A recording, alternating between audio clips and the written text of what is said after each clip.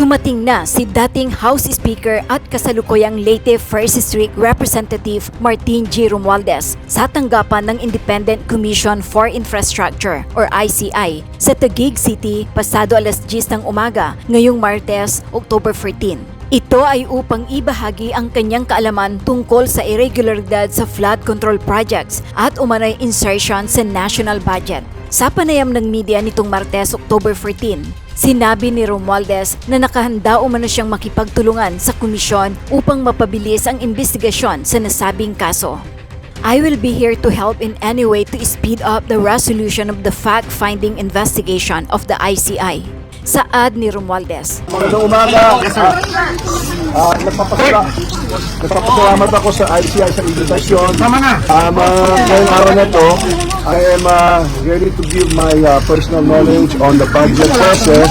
And while not a member of the bicameral conference committee, I will share any and all information to help determine the truth and to give all the facts and information. I will be here to help in any way to speed up the resolution of the fact-finding investigation of the ICI. Speaker, okay, so first off, yun po naging testimony natin. Unang-una, nagpapasalamat ako sa ICI. I'm very glad that I was invited to the ICI to share my personal knowledge on the budget process. Okay. And of course, any information about the insertions on the technical. That is the basis of my invitation. I'm glad to have shared any and all personal knowledge and information to the ICI because I want to help the ICI in its investigation. I want to support the investigation, fact-finding, to resolve the issues surrounding the concerns of the ICI. So, kapasalamat ako talaga sa yan ng ICI that I was finally given an opportunity to share my side of the story. So, kumbaga sa ngayon po, it's about facts and evidence and hindi lang political noise or speculations. Kaya the ICI commissioners were able to ask me many questions and I was able to answer it and I feel very, very happy and I welcome this opportunity to share my So yung kay representative ko, ano pong tingin niyo dapat niyang gawin? The ICI will have resource persons invited here and we shall arrange for the same. Sir, do you think he should come back to the country? Well, any and all resource persons who are invited here, we expect them to return. Sir, babalik po kayo sa commission? Sa ICI? I'm ready to come back to the commission anytime I'm invited so that if I can share more information, I will do so. Sir, yung comment lang yun. So you want to release your SALN? I will do it at the instance of the commission. Sir, yung... Sir, pupunta po ba kayo sa DOJ? I'm not invited. Sir, yung kung sinabi nung witness ni Senator Marcoleta, would you like to comment yung kay Orly? Kasi...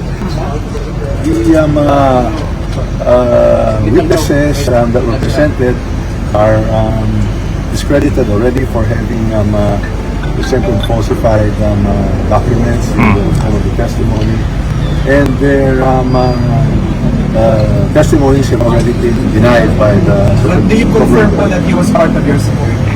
He's not part of my security. Thank you very much. Sir, thank you, sir. Nauna ng hiniling ng ICI sa Department of Justice na maglabas ng Immigration Lookout Bulletin Order laban sa mga senador, kongresista at opisyal na tulad ni Romualdez. Matatandang isa si Romualdez sa mga mambabatas na pinangalanan ng contractor na si Curly Discaya na tumanggap umano ng porsyento sa pondo ng mga kontrata sa maanumalyang flood control projects. Samantala, ibinunyag ng broadcaster at kolumnistang si Ramon Montulfo na may iba umanong lalaki ang kontratistang si Sara Discaya, asawa ni Curly Discaya. Ayon kay Tulfo sa isang Facebook post nitong Lunes, mismong ang personal na bodyguard umano ni Sara ang kanyang karelasyon.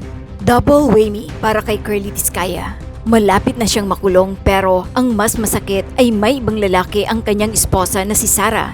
Iniiputan sa ulo si Curly ng personal na bodyguard ni Sarah, ayon sa aking source na malapit sa kanilang mag-asawa.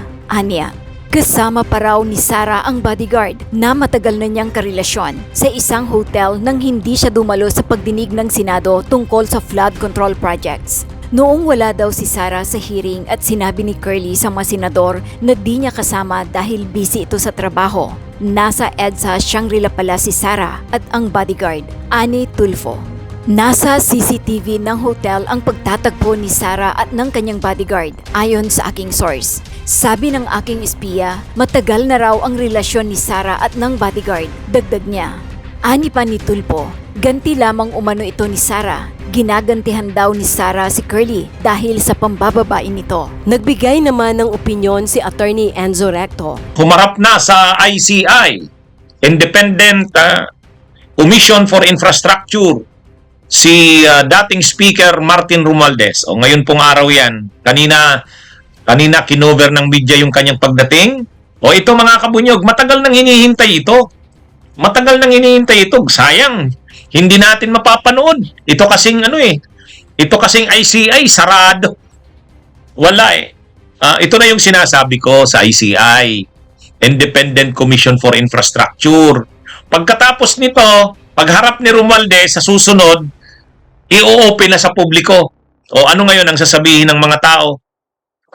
Sasabihin ng mga tao. Mukhang ayaw nyo lang makita at mapanood ng mga tao ang sasabihin ni Romualdez eh.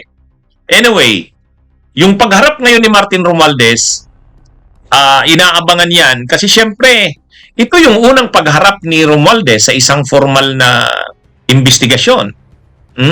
Iniimbitahan siya ng ICI bilang resource person. Dahil nga, tungkol sa budget process, ay alam naman natin yung mga anomalya sa flood control. Nagsimula yan sa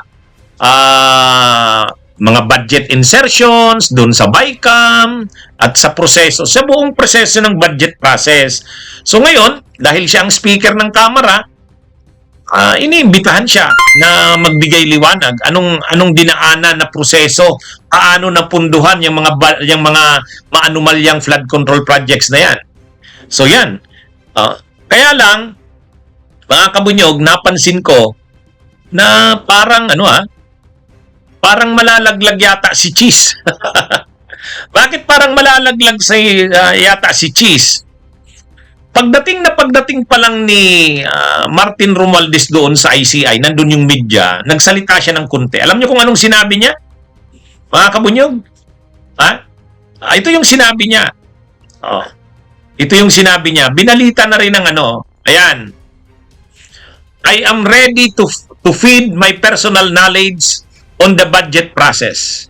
And while not a member of the Bicameral Conference Committee, I will share all information to help determine the truth and to give all the facts and information, he said in a chance interview. Yan, yung nakikita yung picture, dyan niya yan sinabi na while I am not a member of the Bicameral Conference Committee, I will shed light. Parang ang nangyari dito, hindi siya member ng Bicameral Conference Committee pero sasagutin niya raw, tutulong siya. Imagine niyo yan.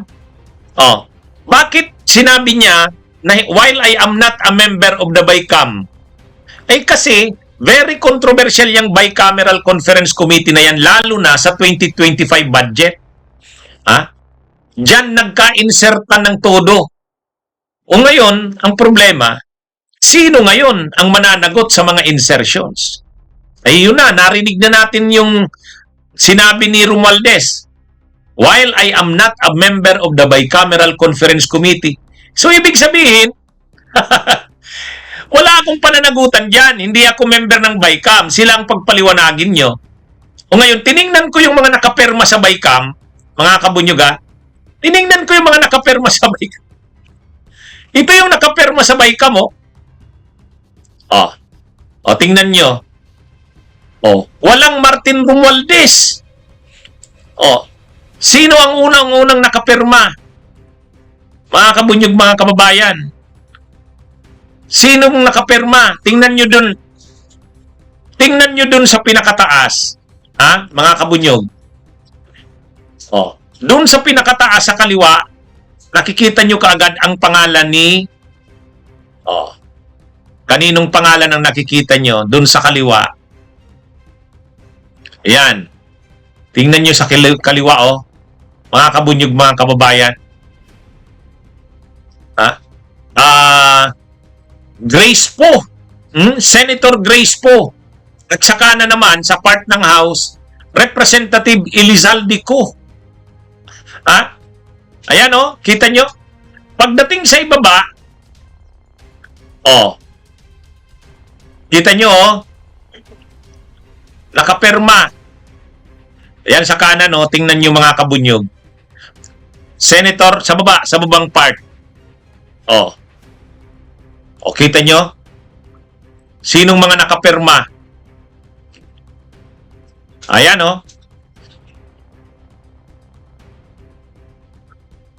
Ayan. Kaya matindi itong ano na to. Ang mga nakapirma, sila ayan. Walang perma si Romualdez. Ligtas dito si Romualdez, So, parang ang sinasabi dito ni Romualdez, hindi naman siya member ng BICAM. Ang mga nakaperma na mga nandyan, sila Grace Poe, sila Chis Escudero, sila Saldico, yan yung mga nakaperma dyan, mga kabunyog, mga kababayan. Kaya ang mangyayari dito, maiipit dito sila Chis Escudero. Sila Grace Poe, sila Saldico. Pero sabi naman ni Grace Poe, hindi naman daw siya nakialam na diyan sa mga usapan na yan diyan sa Bagamat pumirma siya, 'yun ang problema ni yan ang problema ni ni Grace Poe kasi pumirma din naman siya. Ito mga kabunyog, mga kababayan, medyo to. problema ito ni Chis Escudero. Kasi lumalabas sila nila Grace Poe. Sila nila Saldico. Wala ang pangalan ni wala ang pangalan ni Chis Escudero ni Martin Romualdez diyan sa mga members ng BICAM. Actually, ang pinakaano dito mga kabunyog, mga kababayan, parang ang lumalabas, ang sabi nga ni ang sabi nga dito, parang ang lumalabas sila sila Chis Escudero lang. Sila Chis Escudero lang ang involved diyan sa BICAM, sila Saldico. Di kung ganyan, ililigtas ni Romualdez ang sarili niya. Ang sasabihin lang ni Martin Romualdez, hindi naman ako part niya.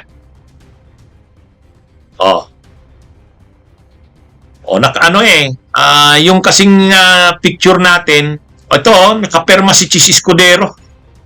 Nakapirma si Chis Escudero. Nakat natin pag screenshot, nakat natin sa baba.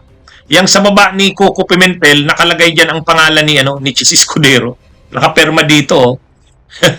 Kaya yan ang gagamiting depensa diyan ni Romualdez. Mga kabunyog, mga kababayan. Ang gagamiting depensa ni Romualdez, hindi ako member ng BICAM. Yun ang lumalabas diyan. Kaya ang mangyayari diyan, malalaglag si Chis Escudero. Na doon sa pinag-uusapan na budget,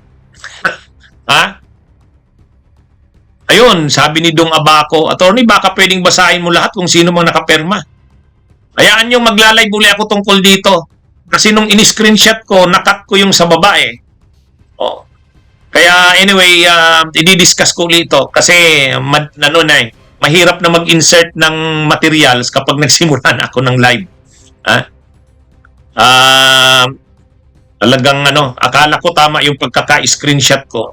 Natanggal yung pangalan ni Chis, pero chinik ko dito sa source ko, nandun. Nakaperma mismo si Chis Escudero. Oh.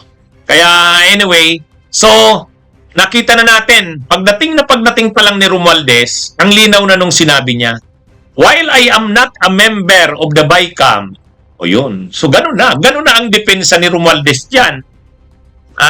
Ganun na ang depensa ni Romualdez. Ang depensa ni Romualdez, hindi siya member ng BICAM. Sinong member ng BICAM?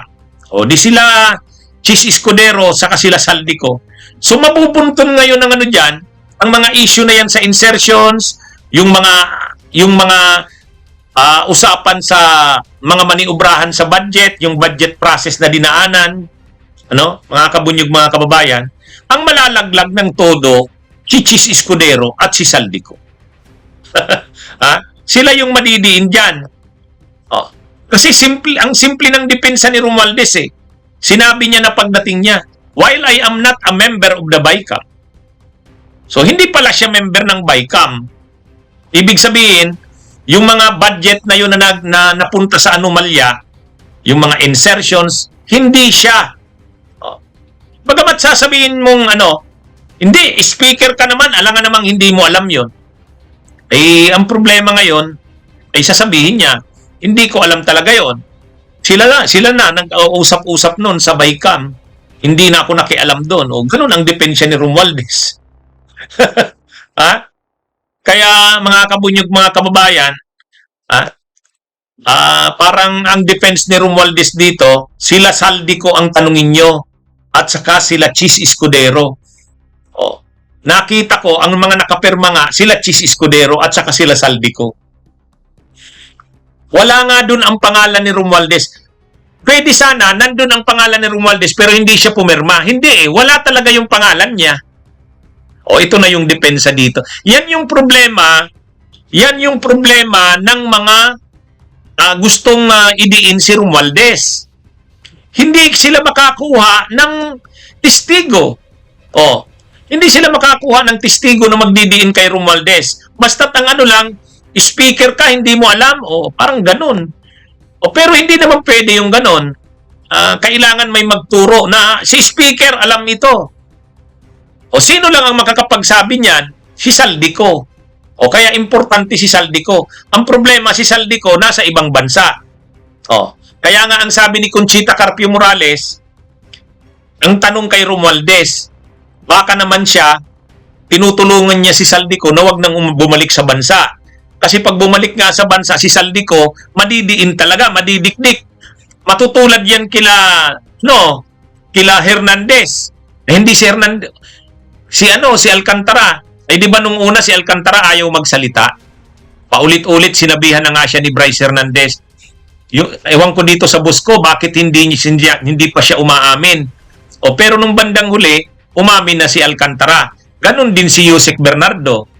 Nung una si Yusek Bernardo ng DPWH hindi nag-a-appear. Pero nung huli nag-appear na, inamin na, nasukol na So ganyan din ang posibleng mangyari kay Saldico. Once na mag-appear siya sa mga pagdinig, investigasyon, mapipilitan siya. Sabi ni Romeo Pineda, may pinipili si Insurrecto, bias ka. Paano tayo naging bias? Rene-report lang natin yung kung anong nangyayari. Live ito, Roy Hucaban. Dapat si Romualdez maimbestigahan. Dapat si Romualdez mapanagot. Ang problema, ngayon? Kailangan makaproduce sila ng testigo dyan. Si Gutesa hindi na nagpapakita. Totoo naman yun. Madali naman nating sabihin, alangan namang speaker ka, hindi mo alam yun. Ang problema nga, yun ang defense ni Romualdez Hindi ko alam ang nangyari sa BICAM. Silang tanungin nyo. Kaya mga kabunyog, mga kababayan, ang lumalabas dito, si Romualdez, ang nagiging defense, wala akong alam sa mga nangyari na yan sa BICAM. Hindi ako member ng BICAM. So, sino ang mas madidiin ngayon? Mas si Chis Escudero pa.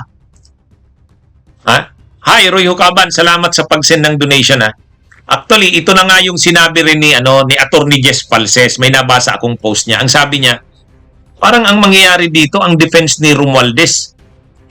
sila Cheese ang habulin nyo. Ha? O ngayon, mukhang mas si Cheese Escudero pang may ipapaliwanag. Ha? Kaya ang daming problema ni Cheese. Naisahan yata dito si Cheese Escudero, Ano? Naisahan si Cheese Escudero.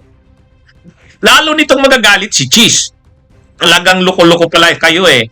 Sa akin nyo ngayon ididiin yan. Ayun ang problema niya. Oh. Ang sabi ni Cheese Escudero ay ni Romualdez, hindi siya member ng BICAM.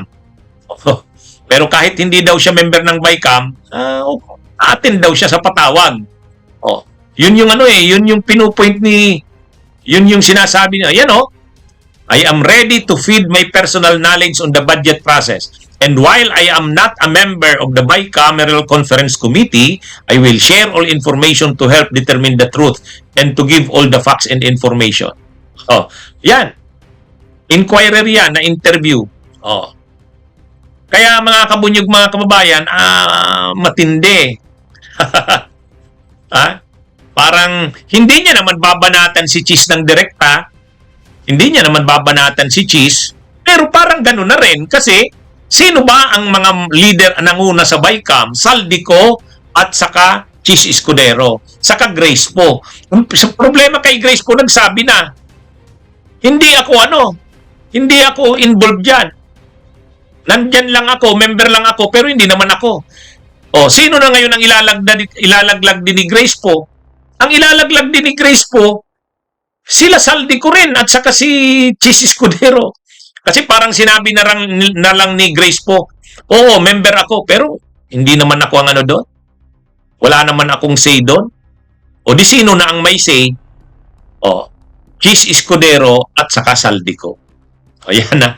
Parang natrap sila Escudero dyan, saka si Saldico. Pinabuelo sila, Pinabuelo sila. O sige, bahala na kayo dyan. Ay ngayon, ang daming projects na nakuha.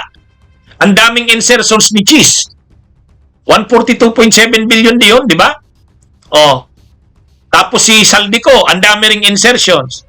O tapos ngayon, sasabihin ni Romualdez, hindi namin alam yan. O ganun din ang depensa ni Marcos dyan. Ha? Yun din ang depensa ni Romualdez, ay ni Marcos, ni PBBM. Wala akong alam dyan. Kaya nga ako ang nagpapaimbestiga ng mga anomalya sa flood control kasi hindi ako involved sa mga na yan. O, yan yung nangyayari dito, mga kabunyog, mga kabay. Ha? O, ang problemado ngayon si Cheese Escudero. Paano niya ngayon ididepensa yan? Ang lumalabas, ang pinakamataas ng opisyal na gobyerno na member ng BICAM, nakapirma doon ay si Cheese Escudero. Ang counterpart niya sana ay si Romualdez. Problema si Romualdez, hindi niya na nireflect ang sarili niya as member ng BICAM. Hinayaan niya na si Saldico. Si Cheese naman, okay na siyang makipag-work kay Saldico. Ang importante, ang pag-uusapan naman nila, budget, pera yan. Oh. Sabi ni parang selective yung screenshot, sabi ni Gabriel Raffin, hindi nga napansin ko nga na hindi ko na-picturean yung sa baba. Isi-send ko uli yung screenshot nito. Namali yung namali yung screenshot. Magla-live uli ako, ipapakita ko sa inyo yung kumpletong screenshot niya. Sinabi ko naman, tuloy, ang nasa baba lang na pangalan na hindi nasama doon sa screenshot ko, Cheese Escudero. Hayaan nyo, ilalive ko uli yan. Ipapakita ko uli. Akala, minsan kasi pag i-screenshot mo, ikakrap mo. Naputol ko yung Cheese Escudero sa baba. Yung pa naman yung gusto kong i-point. Tawang ko, nagkamali ako. Pero sa sunod kong live, abangan nyo, nakita ko na nakaperma si Cheese Escudero doon. Wala si Martin Romualdez. Yun ang problema. Ito ulitin ko lang, hindi tayo bias. Hindi natin pinagpatanggol si Martin Romualdez. Ang sinasabi lang natin, yan ang depensa ni Martin Romualdez na hindi siya member ng BICAM. Nakukuha nyo mga kabunyog, mga kaubayan. Yung kasing iba sinasabi, bias daw tayo. Nire-report lang natin kung ano yung actual na nangyari. Kung sinabi ni Romualdez, kahit hindi siya member ng BICAM, magko-cooperate siya. O yun. So sino ngayon ang ano? Sino ngayon yung mga kababayan ko palang Bicolano yung madidiin dito? Si Romualdez at saka si ano eh. O shout out, Pambansang Nanay Survivor 379. O. Yan ang ano, yan, siguro marirealize dito ni Chis Escudero na isahan ako ni Romualdez ah. Siguro yun din ang masasabi ni Saldico. Naisahan ako ah. Kaya pala hindi siya nag-member sa BICAM. Ha? Ha? Kaya pala hindi siya nag-member sa BICAM pagdating ng panahon pag nagka-problema, kami palang madidiin. Ha? Oh, problemado ngayon. Ha? Matutunaw yata si Quezon ha. Magme-melt yata si Quezon. Oh. Pero tuwang-tuwa si Chis Escudero na powerful siya dun sa BICAM. Kasi wala si Martin, sinan lang ni Saldico. Oh, di ba? Sila na lang ang pinaka-powerful dun. Hindi man lang nag-isip si Chis Escudero, bakit nga pala hindi member nito si Martin? Siguro inisip na rin ni Chis Escudero, buti na yon. Huwag ko nang itanong bakit hindi member dito si Martin. Buti nga yun na kami na lang ni Saldico ang mag-usap tungkol dito. Tapos, ang problema, nagka-problema, ang lakas ng loob ngayon magsabi ni Martin Romualdez, hindi ako member ng BICAM. Ha? Ayan mga kabunyog, mga kabayan. Mag-subscribe at i-click ang notification bell para sa mga susunod na video updates. Maraming salamat po.